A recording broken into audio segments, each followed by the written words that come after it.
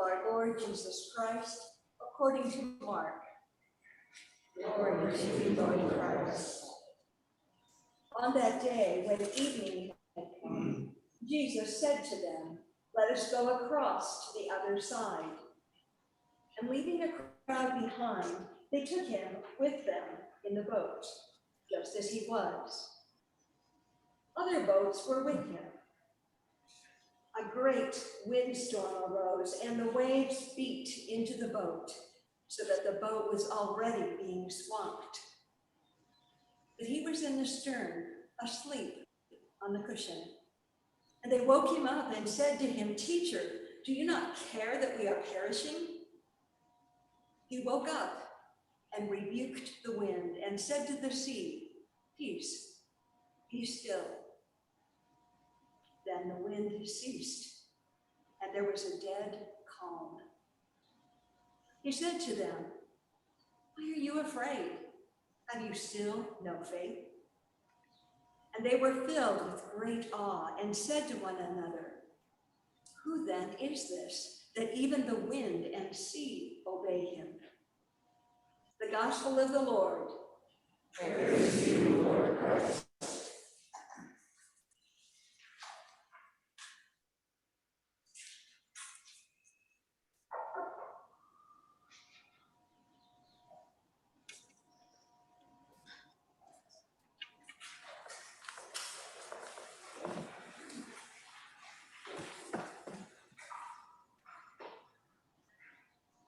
"You have a theological problem," he said to me.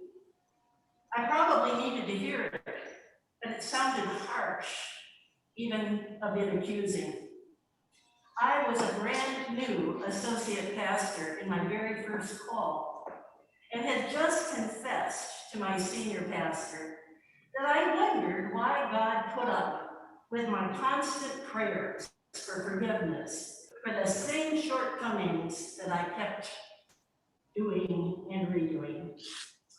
And his response was, "You have a theological problem." I wonder if the disciples felt in a similar way when Jesus asked them, after calming the storm that had terrified them, "Why are you afraid? Have you still no faith?" Of course, I imagine Jesus saying that gently, maybe even with a tinge of sadness, that after the teachings, the healings, the reliefs of evil spirits that the disciples had witnessed, they still did not know him. They turned to him in terror, not in trust. "Do you not care that we are perishing?" They had accused him when waking him from his sound sleep. Make no mistake, it's not that there was nothing to fear. The Sea of Galilee was known for sudden, fierce squalls, and their small boat was being tossed, filling with water, almost swamped by the surging waves. It would be terrifying to most of us. And Jesus did not say, "There is nothing to fear." He said, "Why are you afraid? Have you still no faith?" We could look at these few verses in Mark's gospel as just a miracle story, a supernatural act where Jesus saves his companions from drowning by calming the waters with a few words. It can also be seen as revealing another aspect of who Jesus is. One who not only can perform miracles, but one who has authority over the entire created world. There is still another way, one that encompasses all kinds of storms, not just wind and rain on the sea. Storms that will rock Jesus himself, his disciples, and all who follow throughout his ministry and to the cross. Storms of the faithful through the ages, who cross troubled seas to plant seeds of the kingdom. Storms in our ordinary lives that seemingly come out of nowhere and leave us reeling. storms that come and last for a day, a week, or many, many months, that cause us to cry out to God, where are you? How can you sleep through all of this? Don't you care that I am perishing? If you have done any of these things, what is it you were hoping for? That Jesus would do as he did for the disciples, stretch out his arms, command the wind to stop, the sea to calm, and peace to prevail, for all troubles to cease and things to go back to normal? What do we do when that doesn't happen? When the wind keeps blowing? What does having faith mean then? Faith is easy when the sun is shining and our lives are going smoothly. It's in the midst of life's storms that our faith is tested. We may question, we may challenge, we may deny. We may cry out for answers and relief.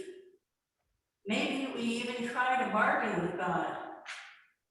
Even Jesus, just before his arrest and trial, asked God to take away this cup. But then he said, "Yet not my will, but yours be done." Jesus doesn't tell us there is nothing to fear. He also doesn't promise that life will be free of storms. Only that we are not alone in the boat, and that when we turn to him, we will not be overcome. I have sometimes met people whose courage in the midst of unfathomable difficulty amazes me. One patient I cared for way back when I did my chaplaincy training especially comes to mind. I was paged late one afternoon by the nurse on my unit. A patient was distraught and couldn't quit crying. The nurses thought I could help. Her diagnosis was dire. She faced surgery that would leave her badly crippled and unable to care for her own very basic needs. Words like, "everything will work out," "it will be okay," and a quick uplifting prayer were not called for. So I sat with her for a while and let her cry. When she told me she couldn't sleep at night, I found some music and a player from our music ministry library. Otherwise, I felt pretty helpless. The next day, I went to her room with great trepidation, expecting more of the same. To my great surprise, she was smiling. No, the diagnosis had not been changed. No miraculous healing had taken place, and yet there had been a miracle. A retired Roman Catholic priest named Father Frank came to the hospital in the evenings to visit with patients. He had stopped by the night before. I don't know what he did or what he said. Maybe he did or said nothing. But my patient told me that while he was with her, she had felt something turn in her heart. She showed me like this. And she was filled with peace. She was not alone, and she would get through whatever came. I think of her often, and of Father Frank. I want what he has.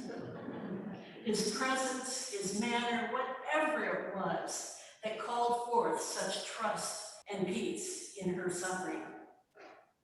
And I want the faith that Jesus asked of his disciples to remember in the most turbulent and fearsome of storms, to turn to Jesus in faith and trust, to pray not for the storms to cease, but for courage to turn once more to the one who is there always, even when I have theological problems.